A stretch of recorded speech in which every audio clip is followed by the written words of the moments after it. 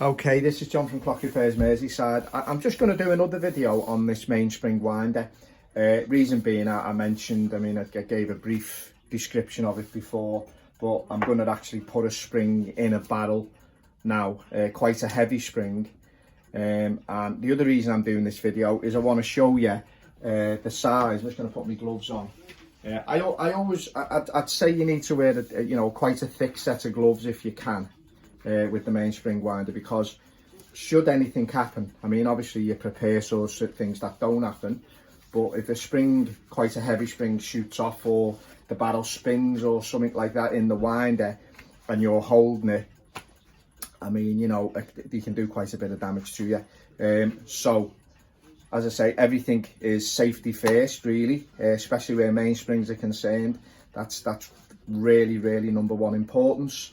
Obviously, like we've been going through, if you're doing any repairs on clocks, the first thing you got to do, start from the bottom of the movement, make sure your springs are wound off, and then go from there as you're taking your movement to pieces, but start from there and work upwards. Right, okay, these springs are quite heavy. It's actually off an 1890s Winterhalter and Hofmeier type brackets type clock, really. Quite heavy springs, really. The other thing I'm going to mention about springs, I'll just bring this into shot. Okay, now if you remember in our last video I showed you the difference. Well, I'll just go and get a spring and show you the difference. That is a new mainspring. Okay, now older springs are, particularly the one taken out, was a bit more sort of that size, so you can see it's set. I don't think it was exactly that spring. I think that's a bit longer than that one, but you can see the pretty set. So it's always maybe a good idea to maybe change the springs as a matter of course, really. That's my opinion. The other thing about the newer springs is obviously the way the steel's just a little bit different, so you can actually try to keep the height the same, but because obviously that alters where your arbor fits into the spring, and see where it's pretty equal. So the spring then won't wobble about inside the cylinder. But maybe you can reduce the strength slightly, and you'll still get the same. You'll still get the same sort of power, if you know what I mean. I've heard this said to me before anyway, so it's not me just making stuff up. But yeah, that's pretty much. Now what I've actually done is, as you can see, first I've mounted the arbor in the spring itself because it's a bit fiddly, so I've done that off camera. It's a bit fiddly. Sometimes you've got to tease the center out just a bit so that your arbor can go in and actually hook on. Try to be careful doing that. Don't go mad. Just take your time and do it properly so that the arbor fits in and doesn't spin and things. Just the last thing you want to happen is when you've put it all together, there's a problem. But the other thing I also do is when I've put everything together, I'll put the cylinder back into the mainspring winder and I'll wind it up, if you like, and give it a bit of a wind. This unit, this mainspring winder is now getting a bit worn, and its jaws, its grip jaws, the rubber's missing, and everything else. So it's a bit battered. It's probably, I don't know, 6 years old, 7 years old. And so things are becoming a bit wobbly on it now. I've got it clamped to the bench. That is a must clamp it to the bench, or at one time we had it screwed to the bench, but then obviously things get busy, so you need a bit of space. Anyway, we'll go on with that. Now the first thing to do is you get your cylinder and you put it in your mainspring winder. Okay, tightening it up. Now normally, as I say to you, there's like rubber grips inside here, so I'm just depending on the wood really to hold it. But obviously, having the rubber in would be a better plan, because you don't want to have to squeeze it that much that you'll alter the shape of the cylinder, which it doesn't do, but that's usually enough. Now obviously your end, what we have here, that fits onto your arbor there, okay, and goes in there. Okay, the sleeve has already been measured for the size of the you know, the size of the cylinder. That's going to fit into the cylinder, no problem. And let me put the spring in, then we can release it. Okay, right, next thing to do is mount your spring on your mainspring winder. Centralize it so that your winding handle with the socket on actually goes into the thing, and then hook your spring on that hook. There's a hook down there, let me just show you. Hook that can be flipped over to the other side for different styles of spring. That can hook onto there. Adjust your ratchet. It's only basically a spanner, isn't it? A bit difficult with a set of gloves on, but anyway. So, and then start winding. Oh, sorry, see, made a mistake. Put our sleeve, this, on there, obviously with this part facing out. Now, what I tend to do, which I know everyone doesn't, is I just get it sort of off on and leave a little bit of a tail out, which is hooked onto the thing, so that I can click it inside the cylinder properly. I've found depressing it and pushing it right on, there's no need for that. You make life much more difficult. I tend to do it this way and do it that way and put it on. Now, obviously, you know, people would grease the spring up and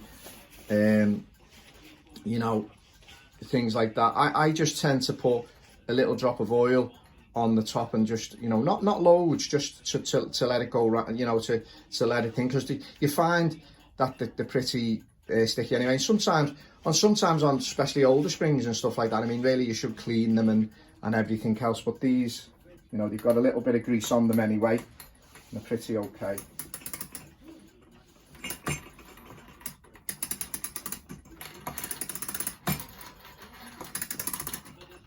This is what we're doing, we're winding it, keeping it together, and as you see, it'll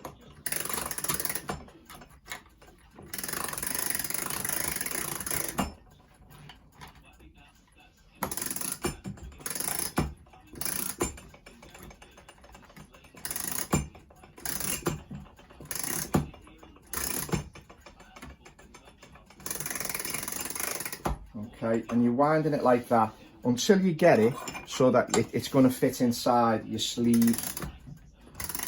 Okay, I mean, obviously there's a bit more to this, but you know, obviously things like, you know, maybe you know, you should clean the spring, blah blah blah, you know, get if it's got gunk on it and stuff like that. These are pretty clean, so there's no thing for that. Also, what I might do sometimes, if you have a look at the lid on the clock, I'll smear grease along the top of the lid.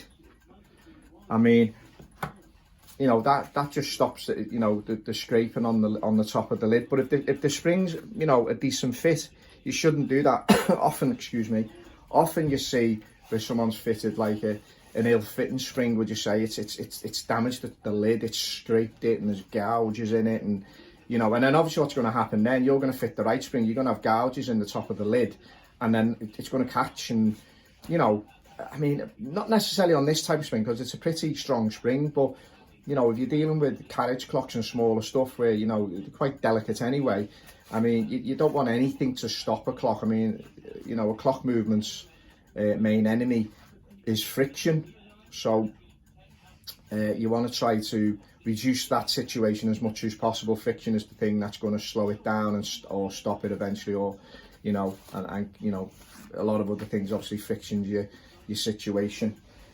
As I think I've said before, I think you know my thing. I mean, I really am more interested in making sure pivots are polished and escape wheels are clean and stuff like that. I'm not really one to polish the movements. I mean, that's showbiz, that's for TV, but you know, it doesn't, in my opinion, it doesn't make them work any better because they look shiny and brand new and everything else. I mean, yeah, get them clean, get them looking shiny, as you'll see with all our stuff, looking okay, dressed okay, but not to the extent where, you know, they look like they've been buffed and things. Unless it's on display, say it's a carriage clock, then you have to spend a bit more time dressing the movement, making sure that it looks clean and things like that. But as regards, say, a wall clock or, you know, any type of clock like that, wall clocks, where it's not on display.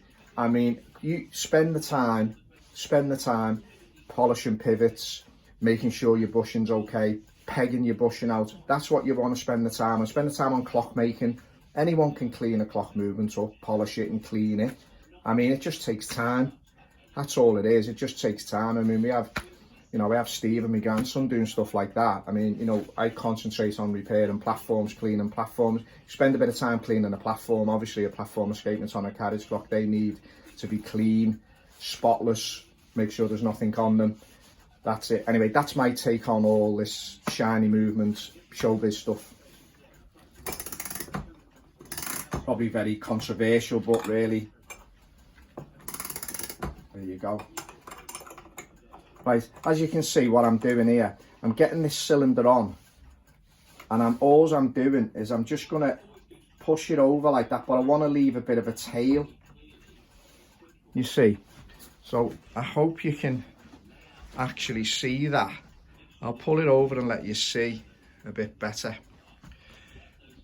So your sleeve is on the cylinder, and you know it's in, and you've got your tail left out there. I'll just show you it again when I get it off camera, when I take it off the thing, but I wanted to let you see it in the winder itself. Okay, now what you do is you release your ratchet and you go back the other way slowly. Don't let it go, nice and slowly. Right, now there is the spring retained inside the cylinder, and as you can see, it's all the right size and it should fit in nicely. Okay, now what I would do, as I said to you before, I'm going to take my gloves off for this. I'm going to find us our grease. Get myself a cloth. Right, get the cylinder off.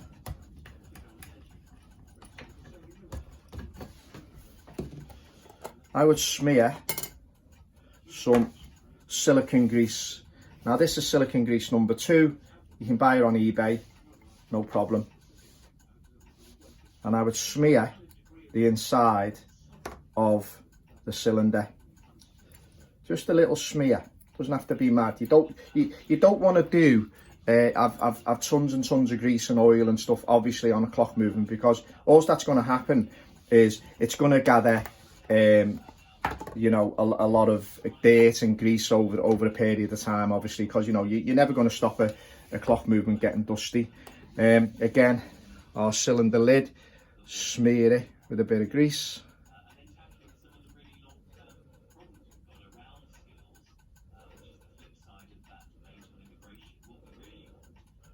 Okay, and that's pretty it. And providing your spring is clean and you know free from contact, you know, things like that, you shouldn't have a problem. Anyway, what we do then is I'd obviously look where the hook end is, which on this, there you go, that's it. So it's going to hook in like this anyway. It's got to hook in. I thought I'd got it the wrong way around for a second then, but I haven't. So it'll hook in like that. Okay, hooks in, turn it round. So your tail's gonna then, with your hole in, is gonna it's nice. It's actually come off it. Okay, so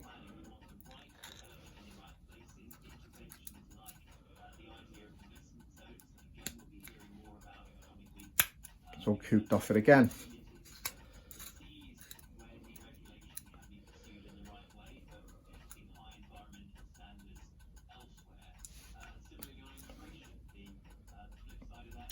Now,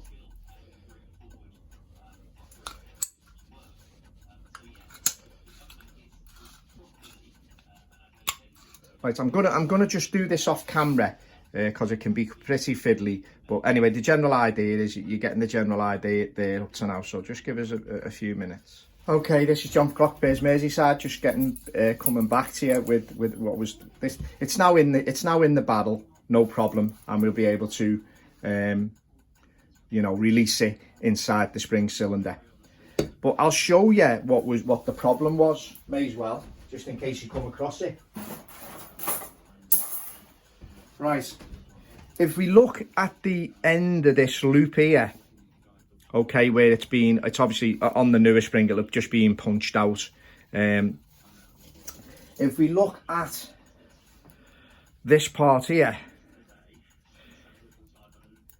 it was very rough and sticking up. It had a rough end on it. So what I've actually done is I've just pressed it back slightly and I've just run a file over it nice and carefully. You know, you don't want to take anything away, you don't want to take any strength away, just nice and carefully, just to take the bear off, if you like. It had a bit of bear on it, wasn't hooking in to the spring, to the you know, the what do they call it? It's gone out of my mind. The inside the cylinder, the hook inside the cylinder, it wasn't hooking onto that. That can also happen if you haven't got the right size spring, because the hole is nowhere near where the thing is. It's either higher or lower or something, and you can't get it in, you know. So that's why it's always quite important to try to get the height very, very close to where it should be.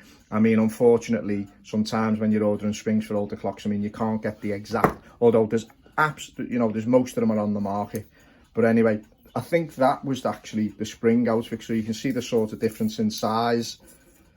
I think that was it. So that, yeah, that was it. So that was the spring out of it. Although it feels quite strong, you know, look, it's, you know, it's totally different to what you've seen before. Right, so your next move, it's in, is to put it in the mainspring winder again. Now this time you're hooking onto the barrel teeth, and obviously you know, you've normally got the piece of rubber and stuff like that, but it is wood, so it's not going to damage the barrel teeth. Right, so what we'll do now is we'll hook our thing. I hope I can see this. I'm doing this as best I can with this my phone. I'm just going to bring it in a bit closer for you. Okay, so it's hooked in, everything's done. You don't need to use this retaining hook now. You know, so now you need to make sure it's nice and tight. I'd probably put a glove on. Right, and so what we're going to do now, we're going to now wind the spring forward now again, so that it's hooked into the barrel, hopefully properly, and then we're going to then, you know, wind it on so much so that it tightens the spring again, and we can pull our sleeve off. Okay, so this is what we're doing. So keep hold of it. I can actually feel a strain on the mainspring winder. You know, just do enough, right, and pull your sleeve backwards, and there it is. All right, then obviously release it.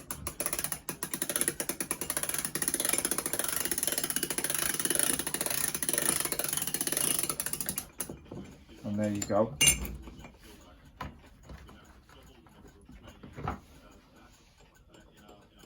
Okay, so there it is inside the thing. Now to me it looks a bit lower down to where it is, but you know, that was the measure of the spring that was in it, and obviously being in it forever. Obviously our next move is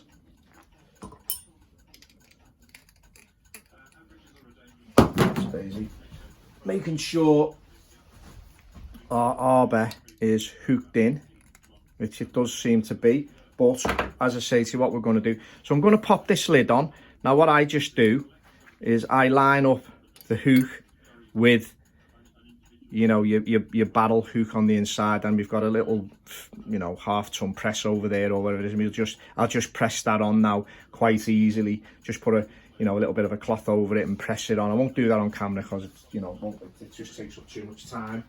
But anyway, so you get the idea of that.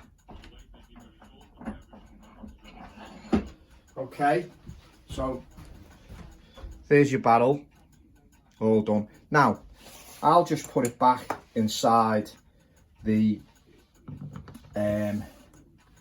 mainspring winder, and I'll just wind it on just to see, you know, make sure it doesn't pop the lid off or something like that. I mean, these things are always best checked before you put it back in, because I tell you, you know, if you put it on the thing and then you'll never find out until the movement's together, and then you try to wind it and something goes wrong. I mean, you know, don't get me wrong, it can, but you know, you try to avoid any of these things as much as possible while everything's in pieces.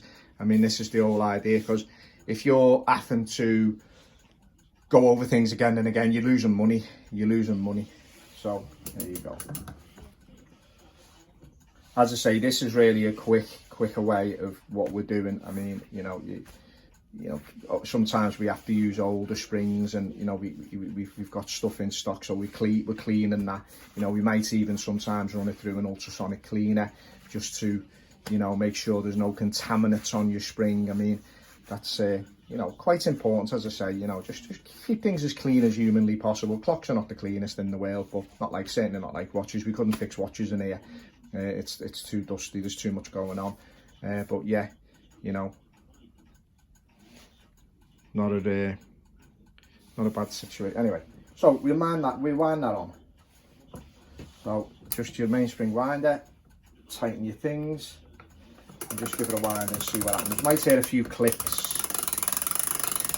Oh, that doesn't feel too bad. You're getting towards the end. Don't go. You don't have to go mad. Just, you know, nice and easy.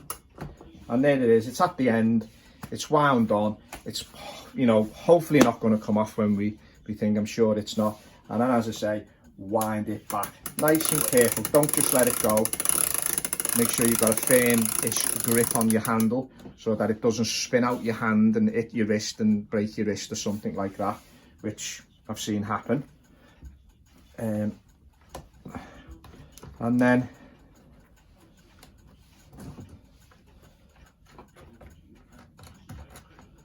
there it is.